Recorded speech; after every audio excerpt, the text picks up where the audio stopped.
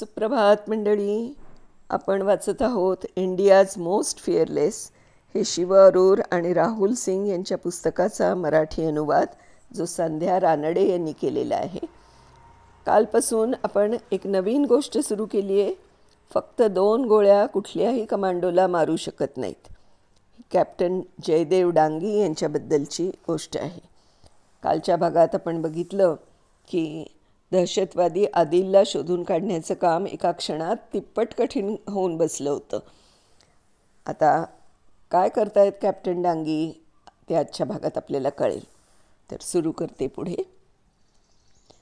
त्या सर्व कमांडोजना 3 घरं असलेल्या त्या कंपाऊंडमध्ये जाण्यापूर्वी त्यांची कामं समजावून दिली गेली. त्या कंपाऊंडसमोर राष्ट्रीय रायफल्सचे सैनिक गराडा घालणार होते. कॅप्टन डांगी आणि त्यांचे कमांडोज त्या घरांच्या मागच्या बाजूला असलेल्या भिंतीमागे दबा धरून बसणार होते. कॅप्टन डांगी यांना मनातून कुठेतरी जाणवत होतं की ह्याच मार्गाने आदिल पळून जाण्याचा प्रयत्न करण्याची दाट शक्यता होती. ते आणि त्यांचा 19 वर्षांचा सहकारी पॅराट्रूपर मुकेश कुमार या दोघांनीही तिथल्याच एका निलगिरीच्या झाडामागे आपापल्या टार 21 या असॉल्ट रायफलसह लपून राहण्याचं ठरवलं. ही जागा त्यांनी अशासाठी निवडली होती की तिथून त्या कंपाऊंडच्या मागच्या बाजूचा सगळा परिसर थेट दिसत होता. एव्हाना सूर्य थोडासा खाली गेला होता. या दोघांनी स्वतःजवळची दुसरी शस्त्रही पुन्हा अनेकदा चाचपून बघितली. जयदेव डांगी यांच्यापासून 800 किलोमीटर लांब असणारी रितू हॉस्टेलमधल्या तिच्या खोलीत बसून त्यांच्यासाठी देवाजवळ प्रार्थना करत होती. काश्मीरच्या खोऱ्यातला निलगिरीचा सुवास कॅप्टन डांगी यांच्या फक्त परिचयाचाच होता असं नाही, तर ते त्या वासाच्या सहवासातच लहानचे मोठे झाले होते. त्यांचं लहानपण हरियाणातल्या या गावी गेलं होतं. कॅप्टन डांगी शाळेत जाण्याच्या वयातले असतानाच त्यांच्या वडिलांचं निधन झालं. पण त्यांच्या शेतीच्या कडेकडेने त्यांनी लावलेल्या उंचच्या उंच असलेली निलगिरीची झाडं तिथे रांगेनं उभी असायची. कुमार वयातल्या डांगी यांना लष्कराची फारशी माहिती असण्याची शक्यता नव्हतीच. पण लष्करातच भरती होण्याच्या त्यांच्या फिजिक्सच्या शिक्षकांचा आग्रह त्यांना डावलता आला नाही. एक कमांडो म्हणून काश्मीरपर्यंत पोचलेल्या डांगी यांचा प्रवास निश्चितच विस्मयकारक आहे. IMAमधले त्यांचे प्रशिक्षक मेजर कुणाल राठी यांनी मेजरना पॅराट्रूपर्सचं प्रशिक्षण घेण्याचं धाडसी पाऊल उचलायला प्रोत्साहन दिलं. ज्याचं शिक्षण तू सध्या घेतो आहेस त्याच क्षेत्रात तुला काम करायचं असलं तर तुला स्पेशल फोर्सेसमध्येच जायला हवं असं त्यावेळी कॅडेट असणाऱ्या जयदेव यांना सांगितलं गेलं होतं. आणि या निर्णयाचा कॅप्टनना आजवर कधीही पश्चात्ताप झाला नव्हता. कॅप्टन डांगी आणि मुकेश यांनी त्यांच्या खास लष्करासाठी आणि लढायांमध्ये वापरण्यासाठी असलेल्या त्यांच्या डोक्यावरच्या हेल्मेटचे पट्टे आवळले. उरलेल्या माणसांनी आपापल्या साथीदारांबरोबर जोड्या जमवल्या आणि कॅप्टन डांगी आणि मुकेश यांच्या मागे कमांडोजनी आपापल्या जागा घेतल्या. यामुळे पुढच्या जोडीला संरक्षण तर मिळणारच होतं, शिवाय त्याच वेळी त्या आतंकवाद्याला जवळच्याच ओढ्यातून पोहत जाऊन पाठीमागच्या जंगलाच्या दिशेने पळून जाण्यासाठी उपलब्ध असलेला पर्यायी मार्गही आपोआपच बंद होणार होता. तो जर जंगलापर्यंत पोचू शकला असता तर त्यांची आजची मोहीम तिथे सपशेल अपयशी ठरली असती. पोलिसांची टीम सावधपणे मुख्य घराच्या प्रवेशद्वाराकडे गेली आणि जरूर पडलीच तर गोळीबार करण्याच्या दृष्टीने सज्ज होऊन तिथे थांबली. त्यांनी दरवाजावर थाप मारली. त्याच क्षणी कॅप्टन डांगी यांनी एका उंचपुऱ्या धिप्पाड आणि दाढी राखलेल्या फेरन घातलेल्या माणसाला मागच्या दारावर जोरदार धडक देऊन बाहेर धाव घेताना पाहिलं. त्या माणसाचं हे असं करणं संशयास्पद तर होतंच, शिवाय त्याच्या मनातला वैरभाव सरळ सरळ दर्शवणारंही होतं. त्यामुळे गुप्तहेर यंत्रणेनं दिलेल्या माहितीला पुष्टीच मिळाली होती. तरीही नेहमीचे ठराविक उपचार पाळणं आवश्यक होतं. ज्या माणसाने धडक देऊन दार उघडलं होतं आणि जो बाहेरही पळाला होता तो एखादा साधासुद्धा नागरिक तर नव्हता ना, याची खात्री करून घ्यायलाच हवी होती. त्या माणसाला अत्यंत शांत पण कठोर आवाजात कॅप्टन डांगी यांनी त्यांना थांबायला सांगितलं. तो कोण होता ते सांगायला आणि फेरन काढून आत काही शस्त्र वगैरे लपवली असल्यास ती खाली जमिनीवर ठेवण्याची सूचना दिली. तुला शरण यायचं असल्यास तू तसं करू शकतोस. अजूनही तुझ्याजवळ वेळ आहे, कॅप्टन डांगी यांनी त्याला फरमावलं. दहशतवाद्यांच्या विरुद्ध लढा देणाऱ्या सगळ्या सैनिकांना हा उपचार पाळावा लागतो हे खरं असलं तरीसुद्धा एक वस्तुस्थिती असते की या सैनिकांच्या जीवाला त्यामुळे कमालीचा धोकाही उत्पन्न होऊ शकतो. पण लष्कराच्या दृष्टीने समाजाच्या सुरक्षेपलीकडे दुसरी कोणतीही गोष्ट अधिक महत्त्वाची नसते. त्यामुळे स्वतःच्या जीवाची सुद्धा पर्वा न करता या धर्मवेड्या आतंकवाद्याचा नायनाट करून त्यांच्याकडून स्वतःच्या देशबांधवांना पोचवू शकणाऱ्या धोक्याच्या मूळ स्रोतांवरच घाव घालणं हे अधिक महत्त्वपूर्ण मानतात. हे करत असताना त्यांचा स्वतःचा जीव जाण्याची किंवा त्यांना गंभीर दुखापत होण्याची शक्यता असते आणि तसं अनेकदा घडलेलंही आहे. त्या पळून जाणाऱ्या माणसाने डांगी यांच्या आव्हानाला प्रतिसादच दिला नाही. त्याऐवजी डाव्या हाताचा आधार घेत त्यानं कंपाऊंडच्या भिंतीवरून पलीकडे उडी मारली. त्याच्या उजव्या हातातली AK-47 असॉल्ट रायफल आता सगळ्यांना स्पष्ट दिसली.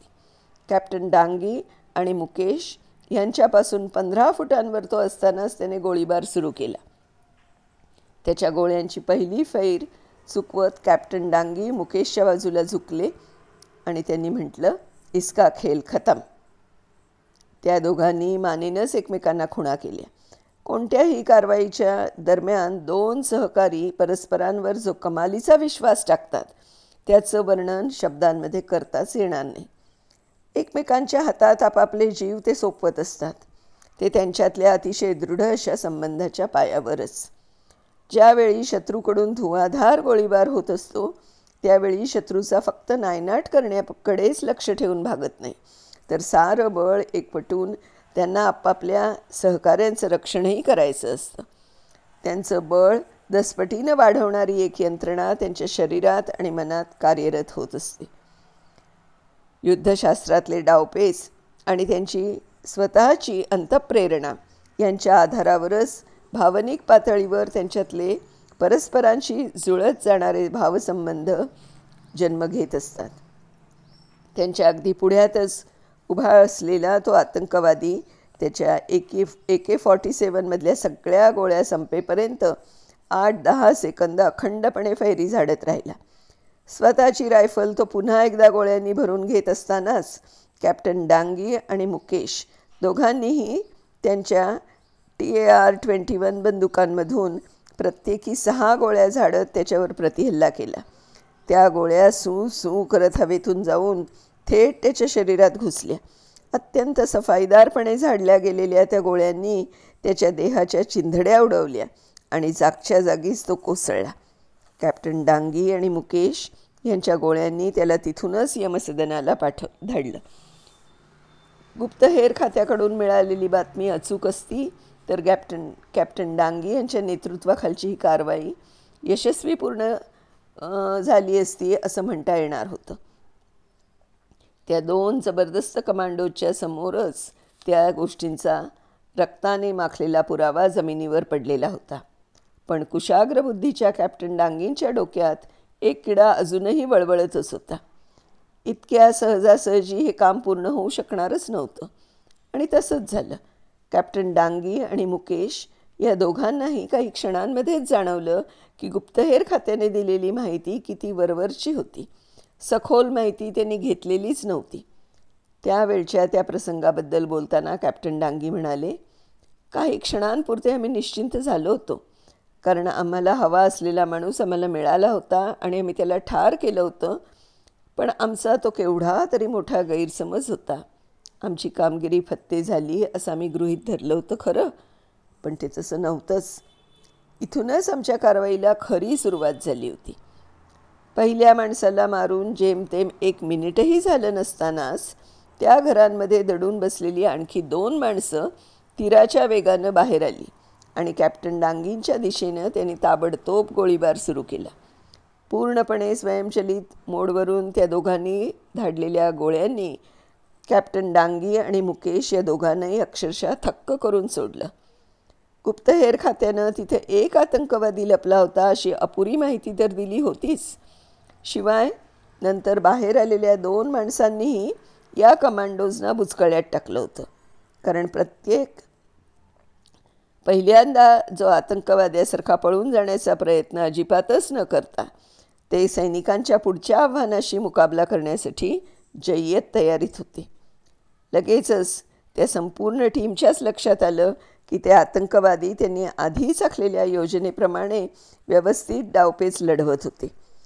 त्यांचा पहिला माणूस वादळी वेगाने बाहेर आला आणि त्याने थेट तिथल्या कमांडोजशी मुकाबला सुरू केला. त्यामुळे साहजिकच कॅप्टन डांगी आणि मुकेश थांबले होते ती जागा उरलेल्या दोघांना समजली. नंतर अकस्मातपणे पुढे आलेली 2 आतंकवादी या 2 कमांडोजना ठार मारण्यास आता उतावीळ झालेले होते. या टप्प्यावर कॅप्टन डांगी आणि त्यांची टीम यांना माहीतच नव्हतं की या दोघांपैकीच एक जण आदिल अहमद मीर होता. ज्या माणसाला त्याने नुकतंच ठार मारलं होतं तो फक्त एक साधासुद्धा सैनिक होता. हिजबुल मुजाहिद्दीनमधला अब्दुल अल्लाह शाह किंवा तारिक अहमद पारे यांच्यापैकी तो एक जण असावा. पण आता त्यांच्यासमोर असलेली ही 2 माणसं ज्या तऱ्हेने, ज्या आक्रमकपणे गोळीबार करत होती त्याचा परिणाम नक्कीच भारतीय लष्कराच्या या कमांडोजना काळजीत टाकणारा होता. आतंकवाद्यांच्या आक्रमकतेतलं कौशल्य वादातीतच होतं. ते दोघं अचूकपणे गोळीबार करत होते. त्यांना उत्तम तऱ्हेनं प्रशिक्षण दिलं गेलं होतं यात शंकाच नव्हती. त्यांच्या गोळीबाराची तीव्रता इतकी जबरदस्त होती की आम्ही दोघांनीही आडोसा घेतला आणि डोकी खाली घातली. आम्हाला तातडीनं काहीतरी हालचाल करायलाच हवी होती. त्या प्रसंगाविषयी बोलत असताना कॅप्टन डांगी म्हणाले, कॅप्टनना अजून आठवतंय की त्यावेळी परिस्थितीने एकाएकी जे विचित्र वळण घेतलं होतं त्यामुळे त्यांना प्रचंड संताप आला होता. कारण त्यामुळेच त्यांच्यावर बचावात्मक पवित्रा घेण्याची वेळ आली होती. या दोन्ही आतंकवाद्यांनी अवघ्या 20 मीटर्सवरून आपल्यावर जोरदार गोळीबार केला आणि ते पळून गेले तर काय होईल या विचारानेच कॅप्टन डांगींना आपल्या तोंडाला कोरड पडत असल्यासारखं वाटत राहिलं. त्या सर्व प्रकारात आतंकवाद्यांच्या गोळ्या आपल्यालाही काहीतरी झेलाव्या लागणार तर नाहीत ना, हा विचार त्यांच्या मनाला कधी शिवलाच नव्हता. एव्हाना त्या दोन्ही आतंकवाद्यांच्या लक्षात आलं होतं की कॅप्टन डांगी आणि मुकेश या आघाडीच्या वीरांच्या जोडीलाच सर्वप्रथम संपवायला हवं, तरच स्वतःच्या सुटकेचा मार्ग मोकळा होईल. त्यामुळे उंच वाढलेल्या गवताकडे पळून जाऊन त्यांना अदृश्य होता येईल आणि तिथून सरपटत पलीकडच्या ओढ्यापर्यंत जाता येईल. तेही त्यांचा पाठलाग न होता, कारण इतर बाजूंनी सैनिकांनी त्यांच्या वाटा अडवलेल्या होत्या आणि सुटकेसाठी फक्त त्या 2 कमांडोजच्या दिशेनंच त्यांना वाट मिळणार होती. त्यांना कुठल्याही परिस्थितीत कमांडोजनी अडवलेल्या वाटांमधून स्वतःची सुटका करून घ्यायची होती. झाडाच्या ज्या फांदीमागे कॅप्टन डांगी आणि मुकेश लपले होते ती त्या दोघांनाही आडोसा मिळेल एवढी रुंद नव्हती. आतंकवाद्यांनी या गोष्टीचा फायदा घ्यायचं ठरवलं आणि त्या दोन्ही कमांडोजना लोळवण्याचंही.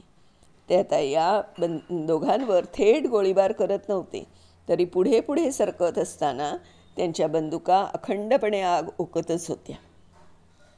अचानकपणे त्या आतंकवाद्याची एक गोळी कॅप्टन डांगी यांच्या मांडीत सांडकन घुसली आणि मांडीतून एक कळ पार त्यांच्या मस्तकापर्यंत पोचली. पाठोपाठ दुसऱ्या गोळीने त्यांच्या पोटाच्या एका बाजूचा वेध घेतला. गोळ्यांचा तसा वर्षाव सुरू असतानाच कॅप्टन डांगी यांनी आपल्या जखमांवर एक ओझरती नजर टाकली आणि नंतर लगेच आपल्या सहकार्याकडे ते पाहत असताना त्यांच्या जे लक्षात आलं त्यानं तर ते फारच हादरले. बरोबर तशाच जखमा मुकेशला उजव्या बाजूने झाल्या होत्या.